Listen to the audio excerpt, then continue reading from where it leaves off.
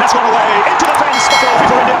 They win it after 12 years. And this Champions Trophy 2025. They've outplayed New champions trophy 2025 Bharat के नाम और Bharat richly deserve करते हैं ये चैंपियन बनना, क्योंकि कंडीशंस के हिसाब से बेहतरीन टीम, जो मर्जी आप कह लें कि भारत को एडवांटेज दिया गया, एक ही जगह पे खेल रहे थे मगर फिर भी मैचेस जीतने थे और कोई मैच हारे हुए चैंपियन बनना ये बहुत बड़ी बात है।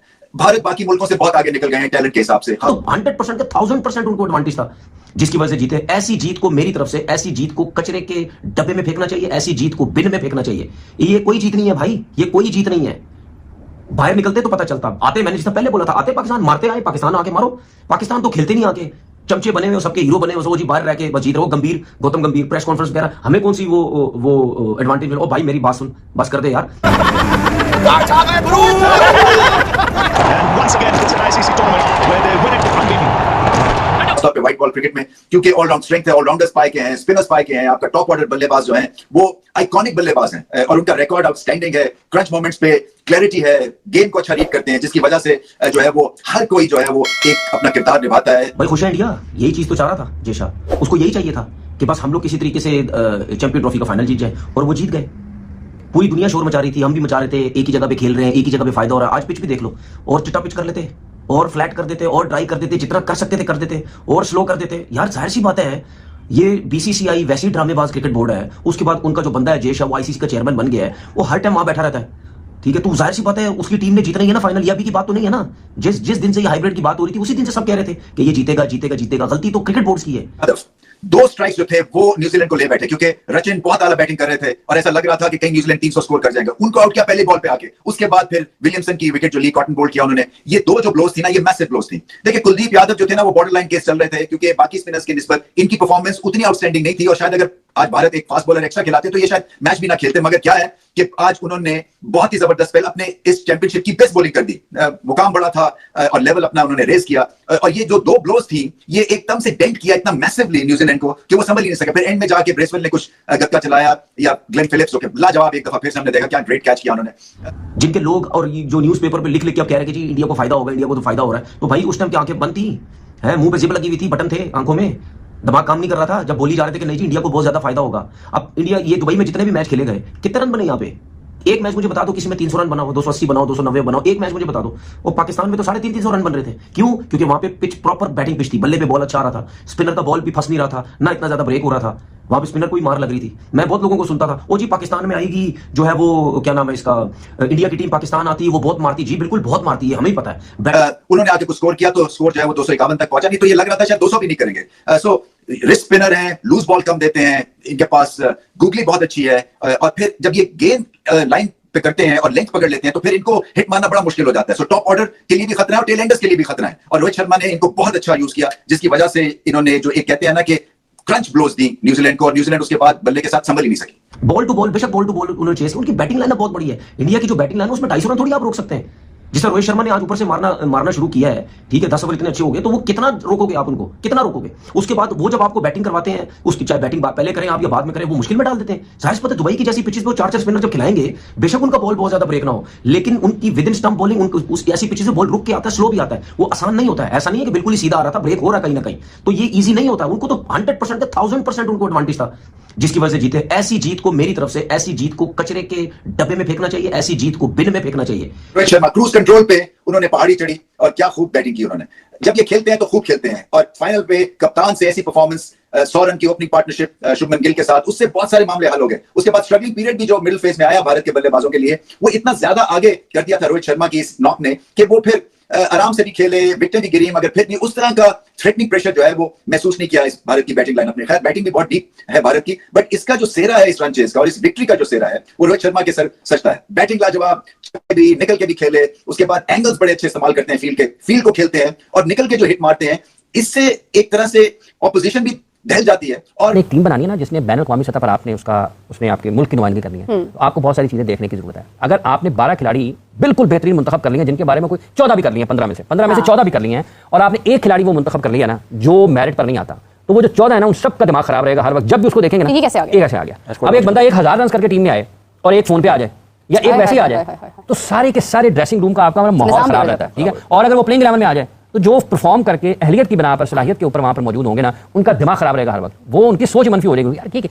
इसलिए जब आप टीम बनाते हैं और फिर अगर आप उसके सोने पे सुहागा, अगर आप किसी को कप्तान वाइस कप्तान बना दें, आप मुझे बताएं वो आप मेंटली अपने खिलाड़ियों का खुद खाना खराब कर रहे हैं। सही बात। बैटिंग में बहुत मारती, ठीक है, लेकिन कम से कम ये भी होता कि उनका बेशक स्पिन अटैक अच्छा था, लेकिन जहां बॉल ब्रेक नहीं होता, ये मेरी बात हमेशा याद रखना, ये जो दुबई वाली पिच है ना, यहां पे या बॉल ब्रेक होगा, बैट्समैन को मुश्किल होती है, या बॉल ब्रेक नहीं भी होता तो गेंद बहुत स्लो आता है, बल्ले पे नहीं आता, बहुत रुक के आता है, ठीक है ना। तो जिसकी वजह से बैट्समैनों को प्रॉब्लम होती है, वो समझते हैं कि यार बहुत ज्यादा रुक के आ रहा है, स्लो आ रहा है, अगर हम इस पे जाएंगे, बॉल के ऊपर जाएंगे, स्पिनर के ऊपर, तो हमें प्रॉब्लम हो सकती है, हम आउट हो सकते हैं। अभी यही जितने बैट्समैन हैं जो सारे पाकिस्तान में खेलते रहे और जाके इंडिया के साथ खेले, वहां कितने बैट्समैनों ने कितनी परफॉर्मेंस दे दी। मैंने इसीलिए तो बोला ना 250 रन यहां आजाद बना हुआ था दुबई में रन करना, ठीक है। तो अगर इंडिया जैसी टीम के खिलाफ अगर आप 250 भी करेंगे तो वो कहीं ना कहीं तो चेस कर जाएगी ना, हर मैच में देखो उन्होंने चेस कर ही दिया ना। साहब साबिक चेयरमैन पाकिस्तान क्रिकेट बोर्ड ने कहा ये हारून साहब यहाँ पर बैठे कह रहे हैं टैलेंट नहीं है। टैलेंट के लिए आपको ग्राउंड में जाना पड़ता है, बंद कमरों में बैठ के जब आप टीमें बनाएंगे तो आप ये कहेंगे कि टैलेंट नहीं है। अगर नहीं है तो ये बताने के लिए तो किसी को नहीं रखा हुआ ना, आपको टैलेंट लाना है, निकालना है, अपने सामने लेके आना। क्या बात है, तो ये जो आपने बंद कमरे से बात किया है, और उनका एक और भी वाकया, वो 2003 की टीम में जब 3 का वर्ल्ड कप पाकिस्तान बाहर हुआ ना, उस वक्त भी एक और वाकया, उसको मैं रहने देता हूँ, लेकिन ये जो है ना, उन्होंने फोन करके कहा कि टैलेंट के लिए आपको मैदान में जाना पड़ेगा। साबिक चेयरमैन पाकिस्तान क्रिकेट बोर्ड गुफ्तगू सुनते हुए उन्होंने फोन करके ये कहा कि मैं ये कहना चाहता हूँ कि ये गलत बात हो रही है। इंडिया में हो, दुबई में हो, बात एक ही होती है भाई, कौन सा तू दुबई में, ऑस्ट्रेलिया में जाके तू खेल रहा है या इंग्लैंड में तू खेल रहा है, एक ही जगह पे तुझे एडवांटेज नहीं होगा, सही है। तो बात सीधी सीधी ये है, आप क्रिकेट बोर्ड्स को तगड़ा आना पड़ेगा इनके खिलाफ, ठीक है। ये पैसे के चक्कर में, इन चीजों के चक्कर में हर किसी को दबा के रखा हुआ है, ऐसा थोड़ी होता है। ये कौन सा टूर्नामेंट है भाई, ये मतलब सारी टीमें पाकिस्तान में खेल रही हैं। और अब मुझे एक बात बताओ, यही न्यूजीलैंड के प्लेयर थे ना पाकिस्तान में, कैसे क्रिकेट खेल रहे थे, यही न्यूजीलैंड के प्लेयर है दुबई में, वो स्ट्रगल कर रहे हैं, चाहे साउथ अफ्रीकन हो, चाहे न्यूजीलैंडर्स हो, चाहे कोई सी भी टीम हो, पाकिस्तान हो, ऑस्ट्रेलिया हो, कोई भी हो, ठीक है, सब कैसे क्रिकेट खेल रहे थे, और वहां पे जाके उन लोगों से शॉट्स नहीं लग रहे।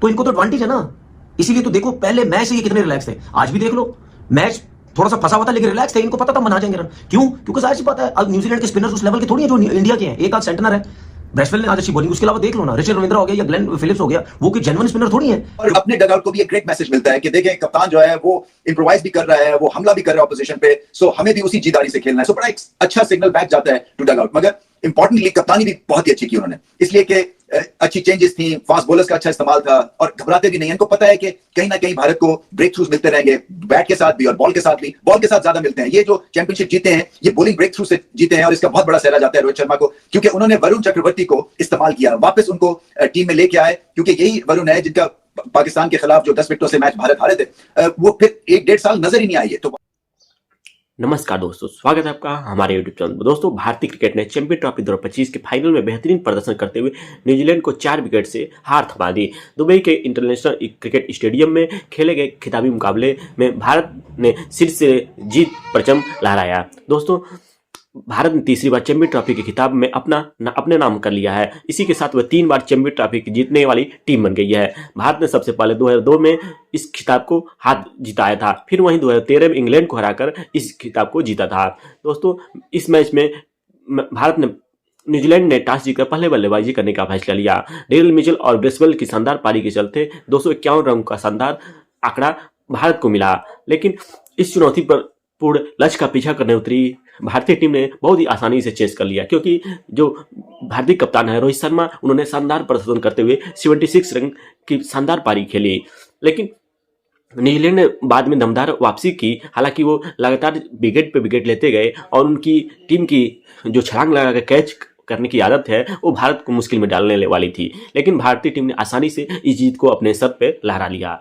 दोस्तों, भारत की तरफ से रोहित शर्मा और सुमन गिल ने पारी की शुरुआत की। रोहित शर्मा केवल 41 गेंदों पर अर्धशतक पूरा कर लिया। भारत ने 10 ओवर में बिना विकेट हुए 64 रन बना लिए थे। भारत की टीम ने 17 ओवर में 100 रन पूरे कर लिए और एक भी विकेट नहीं गिरा था। इसके बाद अचानक जो न्यूजीलैंड की टीम की वापसी नजर आई और भारत के विकेट गिरने लगे। दोस्तों, रोहित शर्मा और सुमन गिल की शतकीय पारी की साझेदारी हो गई थी। वहीं आपको बता दें कि विराट कोहली सिर्फ 1 रन बनाकर आउट हो गए, वहीं सुमन गिल 31 रन बनाकर आउट हुए। उन्होंने संतुलन अपना शिकार बना लिया था। दोस्तों, इसके बावजूद भी भारत ने अपना हिम्मत नहीं खोजा और भारत जानते थे कि हम इस जो स्कोर है उसको आसानी से पूरा कर लेंगे। न्यूजीलैंड की तरफ से सचिन रविंद्र, विलियम की पारी शुरुआत अच्छी रही, लेकिन उनकी फिर मिडिल ऑर्डर भी फ्लॉप हो गई थी।